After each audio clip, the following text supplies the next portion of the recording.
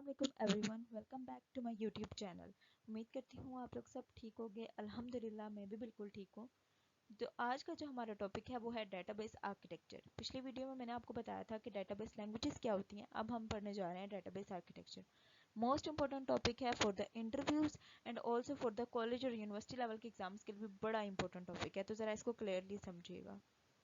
Okay student, next हम जो पढ़ने जा रहे हैं वो हमारे पास है DBMS architecture. Most important topic है ये हमारे पास। आर्किटेक्चर का मतलब है हम देखेंगे अब डेटाबेस मैनेजमेंट सिस्टम है, किस तरह से डेटाबेस मैनेजमेंट सिस्टम को बिल्ड किया जाता है, उसमें क्या क्या पार्ट्स होते हैं। तो बेसिकली इसके आर्किटेक्चर को भी 3 पार्ट्स में डिवाइड किया गया, 1 टायर, 2 टायर और 3 tier architecture. One by one को डिस्कस कर लेते हैं। फर्स्टली हम डिस्कस करते हैं 1 टायर आर्किटेक्चर।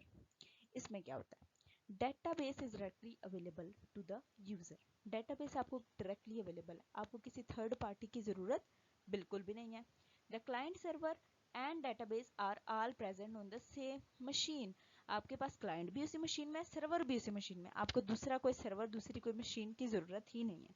एग्जाम्पल देख लो, to learn the SQL we set up an SQL server. हमने एसक्यूएल सर्वर नेट से डाउनलोड किया and the database on the local system. और ये हमारे पास क्या है, हम इनेबल कर सकते हैं या हम कह सकते हैं इंडिपेंडेंटली अपनी डेटाबेस को क्रिएट कर सकते हैं, हमें किसी थर्ड पार्टी की जरूरत नहीं है। इसकी डायग्राम आप देख लो। देखो, यूजर है वो डायरेक्टली डेटाबेस के साथ इंटरकनेक्टेड है, डेटाबेस को यूज कर रहा है। यहाँ पे कोई भी थर्ड पार्टी यानी कि कोई भी ऐप आपके पास नहीं है।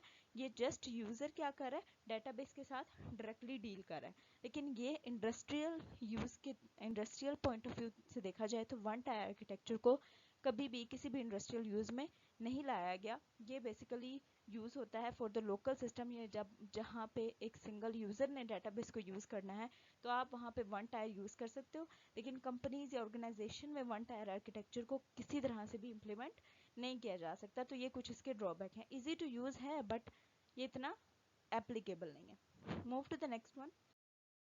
आपके पास है 2 टायर आर्किटेक्चर। डायग्राम देख रहे हो, डायग्राम में क्या नजर आ रहा है, क्लाइंट टायर और डेटाबेस टायर। यहाँ पे क्लाइंट अलग हो गया है, डेटाबेस सेपरेट हो गया है। देयर आर 2 टायर ना। यहाँ से नाम से देख लो कि अब आपका जो आर्किटेक्चर है वो 2 हिस्सों में बट गया। एक हो गया क्लाइंट टायर, दूसरा हो गया डेटाबेस टायर।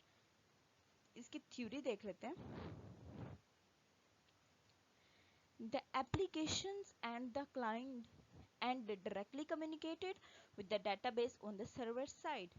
अब इसमें क्लाइंट वाला क्या करेगा, रिक्वेस्ट भेजेगा किसको, client requested to the server, और सर्वर फिर उसकी रिक्वेस्ट को फुलफिल करके क्लाइंट को भेजेगा।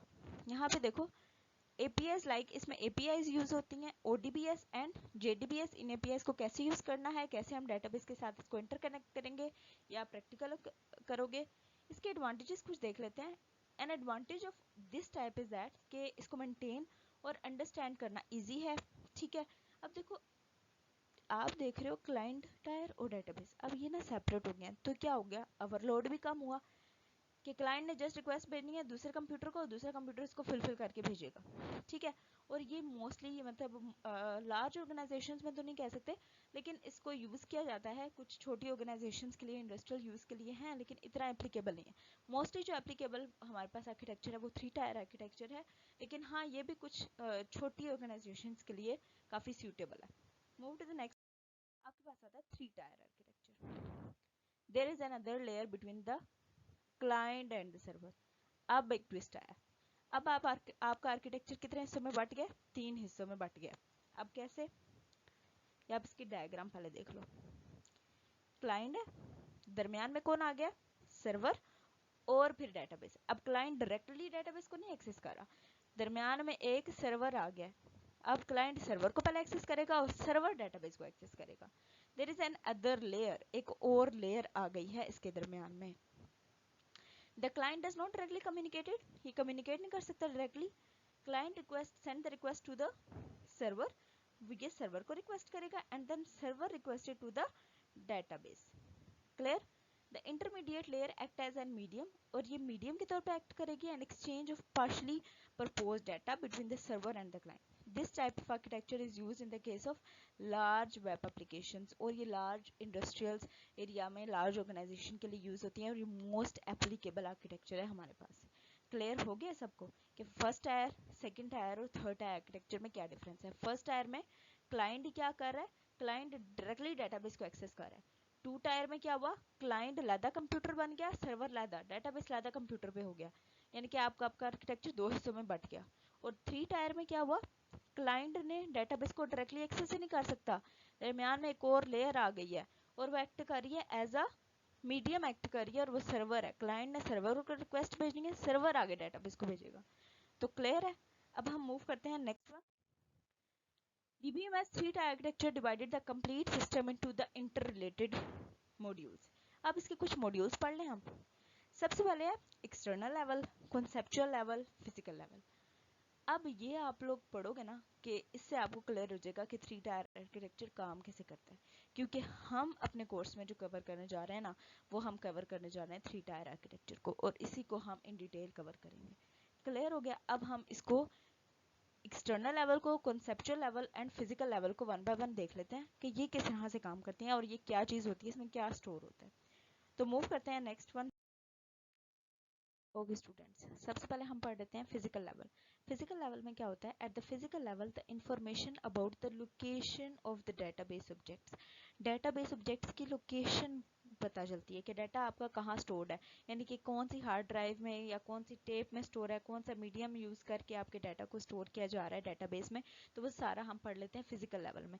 मतलब आप सिर्फ इतना याद कर लो, इतना समझ लो कि फिजिकल लेवल आपको बताता है कि आपका स्टोरेज मीडियम क्या है, आपका डेटाबेस कौन से स्टोरेज में स्टोर है, यानी कि वो हार्ड ड्राइव में स्टोर है या रैदर वो टेप में स्टोर हो रहा है या किसी वो हार्ड डिस्क में स्टोर हो रहा है। तो ये आपके पास आता है फिजिकल लेवल का। क्लियर हो गया? अब मूव करते हैं नेक्स्ट वन पे, कॉन्सेप्चुअल लेवल। कॉन्सेप्चुअल लेवल क्या करता है? Data is that describe data is presented in the form of various database tables. ये क्या बताता है कि डाटा आपके टेबल्स में कैसे रिप्रेजेंटेड है। देखो एग्जांपल, स्टूडेंट डेटाबेस में कंटेन द स्टूडेंट का डाटा कंटेन करेगा और कोर्स का टेबल होगा। अब जो स्टूडेंट की डेटाबेस है उसमें हमने दो टेबल बनाए हैं, कौन कौन सा? एक स्टूडेंट का टेबल है और एक कोर्स का टेबल है। Which will be visible to the user, ये विजिबल है यूजर को, but users are unaware of their storage. अब स्टोरेज का सारा काम किसके पास था? जी, स्टोरेज का सारा काम था फिजिकल लेवल में। फिजिकल लेवल में सारा स्टोरेज का काम है, लेकिन कॉन्सेप्चुअल लेवल में सिर्फ उसका डाटा बताया जाएगा, ये नहीं बताया जाएगा कि ये डाटा स्टोर कहाँ है। Also referred as a logical schema. Conceptual level को हम और क्या कहते हैं? लॉजिकल स्कीमा भी कहते हैं। And it describe what kind of data is to be stored in the database, कि किस किस्म का डाटा हमारे पास स्टोर्ड है, ये हमें बताता है कॉन्सेप्चुअल लेवल। और फिजिकल लेवल हमें बताता है कि where our data is to be stored, कि हमारा डाटा कहाँ स्टोर्ड है, फिजिकल लेवल बताता है। और किस किस्म का डाटा स्टोर है वो हमें कॉन्सेप्चुअल लेवल बताता है। क्लियर हो गया? अब हम आते हैं नेक्स्ट लेवल पे, ये है हमारा एक्सटर्नल लेवल। एक्सटर्नल लेवल क्या बताता है? Specifies a view of the data in the term of conceptual level table. अब बताती हूँ कैसे। ये एक कॉन्सेप्चुअल टेबल बना लेते हैं। Each external level view is created to the need of the particular category of user. इसको हम अकॉर्डिंग टू यूजर की नीड पे क्रिएट करते हैं। यहाँ पे देखो example, faculty of an university is interested in looking the course detail of student, student are interested in looking. अब जो फैकल्टी है वो सिर्फ किस पे इंटरेस्टेड है? कोर्स की डिटेल देखने में। और स्टूडेंट किस किस चीज़ में इंटरेस्टेड है? अपना एकेडमिक रिकॉर्ड देखने में, अपना अकाउंट्स देखने में, अपनी कोर्स की डिटेल देखने में और अपना हॉस्टल देखने में। So different views can be created according to different category of the user. Clear हो गया? फिजिकल लेवल बताता है कि कहाँ पे स्टोर है, कॉन्सेप्चुअल बताता है किस किस्म का डाटा स्टोर है, और एक्सटर्नल लेवल हर यूजर के हिसाब से बनता है। Okay students, that's all for today lecture. अगर कोई क्यूरी होगी तो आप कमेंट कीजिएगा, मैं ज़रूर इसका रिप्लाई करूँगी। और होप सो आपको ये वीडियो पसंद आई होगी। लाइक करें और सब्सक्राइब करें चैनल को, और शेयर करें वीडियो अपने फेलोज़ के साथ ताकि वो भी इससे फ़ायदा उठा सकें। ओके स्टूडेंट्स, अल्लाह हाफिज़।